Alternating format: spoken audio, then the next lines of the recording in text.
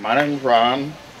I'm a homeless person that lives out in the woods, and I had up there at Packman's Towers. There was a friend of mine had me come up there and spend a little time off the street at his place, but they told me I'm not allowed there anymore. When I don't even do drugs. I don't do stuff like that. And then they always accuse me of things that I never even do. And I just wish people would understand that it hurts when people put you down for nothing. And it's been hurting me all my life, because I'm a person with epileptic seizures, and I got a heart problem. And I'm still out there in the woods. I am a person who would be classified under the terminology as a throwaway youth. I was put out at 10 years old, taken into the system, totally taken out of society. My social growth came to a stop. At 18 years old, they basically dumped me out into the street. I've struggled since then. Lack of social skills, lack of education. I do have a GED. I'm very intelligent. I've been attending classes with CMSU in Warrensburg. I've worked up to a point I could start my own business. But now I have several other disabilities from my medical issues that are turning up. That though I've worked up to a position to make some decent money, I now cannot do that for my medical issues. I will have to say thank you all for being here. It means a lot to me personally. And I would like to thank all those small businesses out there, the restaurants that have been helping to feed the homeless, the hotels that are giving us breaks to shelter them. Even, things as small as we have hair salons that are donating haircuts so people can clean up to look for work.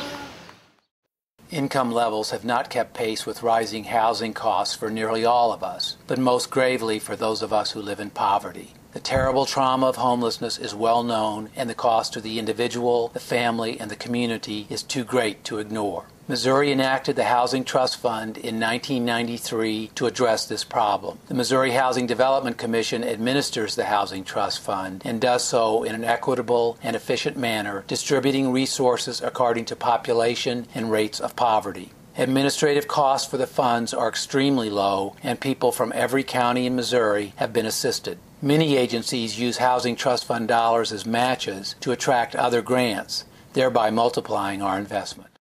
The Housing Trust Fund has not only helped people in every county in Missouri, it is one of the best targeted programs of its kind. By statute, all of the fund must go to people below 50% of median income and at least half to people below 25% of median income. Much of the fund provides short-term rent and utility assistance for those in temporary distress, helping stabilize communities. This approach most importantly protects our people, but also conserves community resources by stabilizing housing. In the Housing Trust Fund, Missouri has developed an effective solution to a national dilemma. Unfortunately, the needs across Missouri far exceed the fund, and we must expand it. Even with the proposed increase, the current level of need will not be met. While some may think we seek too much too fast, it is already too late for many good men, women, and children.